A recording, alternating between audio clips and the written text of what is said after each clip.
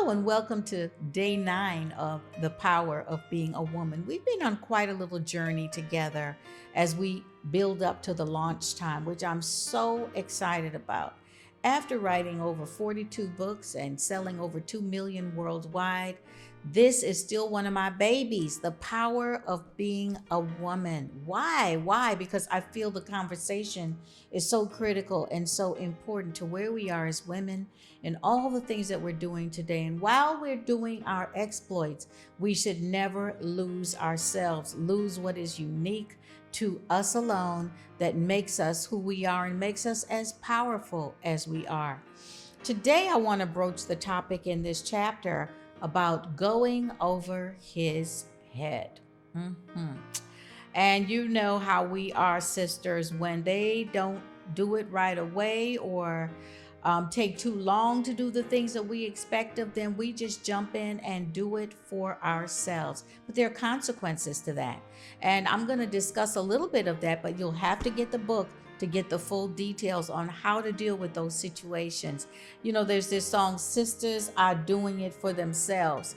But is that really God's design? And at the end of the day, how do we feel about that? Well, as you know, I always start off every chapter with a poem. So here's the poem of the day. She watched the glass, now empty, badly in need of a refill. Her arms hung heavily by her side, too weary from her constant revisiting of a task she longed for him to do. He too waited, accustomed to her frequent attendance.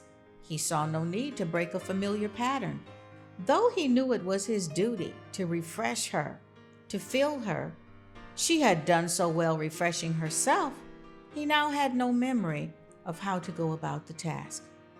And he wondered why her eyes were so angry. Though her speech did not give her away, the distance he felt from her body when he reached to caress her left unanswered questions in his mind that he dared not utter. Afraid of the responsibility her answer might require on his part. And so he waited for her to refill the glass.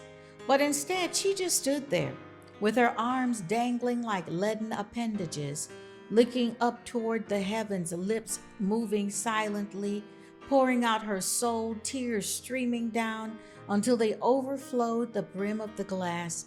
And as she reached for it, the unthinkable occurred. The glass tipped over, spilling its contents, rolling out of her reach, landing at his feet. And she, still standing and not moving except to see if her prayers had been answered, watched him bend to pick it up, staring as if at a foreign object. Finally, a glint of recognition lighting his face, he revisited his initial call. Filling it with himself, he gave her to drink.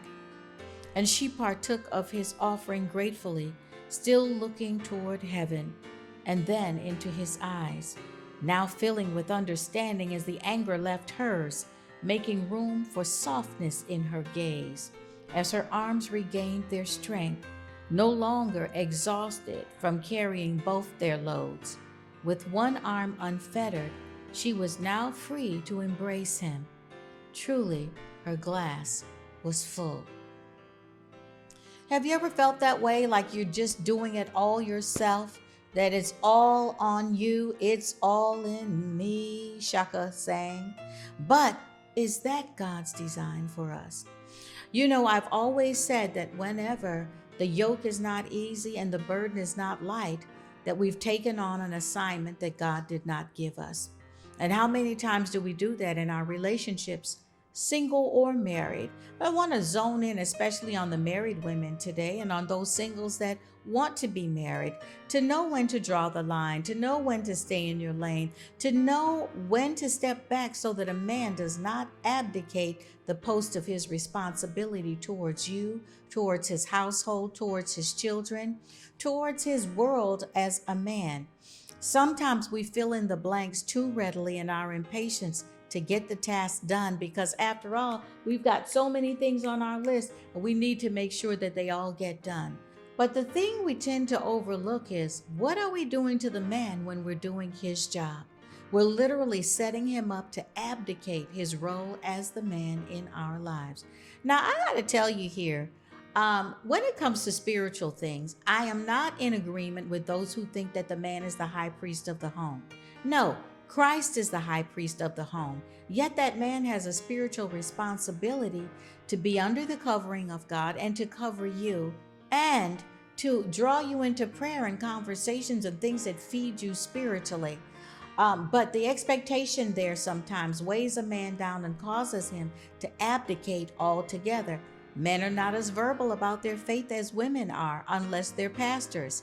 And let me caution you here not to worship your pastor more than your husband, more than you're intended, because you're putting them into a competition that they are not ready to participate in, which again causes them to abdicate and not be so anxious to inhabit church or get involved in fellowships, because they feel that when they go to church, they're in competition with Jesus and the pastor. So these are things that we need to balance out as women. But let's get back to the household. Let's get back to just the functions of family life.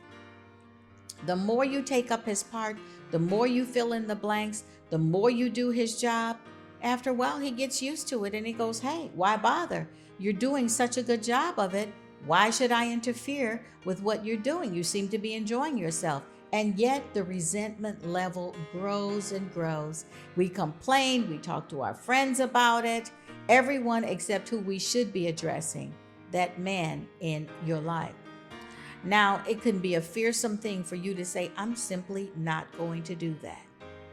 If he doesn't do it, it doesn't get done until he recognizes the need to do it. Now, that can be scary because that can go on for a while, right? But it is critical to the process of that man rising up and being who he is supposed to be. If you keep doing the work for him, he will just walk away from the task altogether. And that can lead to the disintegration of the relationship. So, what are you going to do in this relationship? How are you going to address the issues to get him to rise to the occasion? I'm going to leave you to read the book on the answer to that. But in the meantime, take the time to think about, what is it that you need your man to do? What is it that you long for your partner to do in your home, in your heart, spiritually, emotionally? How can you broach that conversation with him in a way that doesn't intimidate, that doesn't demand, that doesn't put him on the spot and leave him feeling that he needs to defend himself? How can we move the relationship forward in a healthy way where both people are getting their needs met and celebrating what each of you brings to the party? Think about that. And we'll talk again tomorrow. In the meantime, don't forget to pre-order The Power of Being a Woman on Amazon.com. You can order print copies on December 1st. So mark that on your calendar if it's print copy is what you want. In the meantime, you can log on to pobw.michellehammond.com for more information about the book, how you can pre-order. There'll be a link there to make the job easy for you, as well as how you can register for the MMH Hangout Powwow, where we will be celebrating the launch of The Power of Being a Woman and having an amazing interactive session with women from all over the world. Yes, the tribe has been growing in MMH Hangout, and you need to be a part of it. So all of that information can be found on the website. Again, that's pobw.michellehammond.com, which are the initials of Power of Being a Woman, if you remember it that way. But I am looking forward to joining with you, celebrating with you, and flexing our internal muscles as women and enjoying the power of being a woman.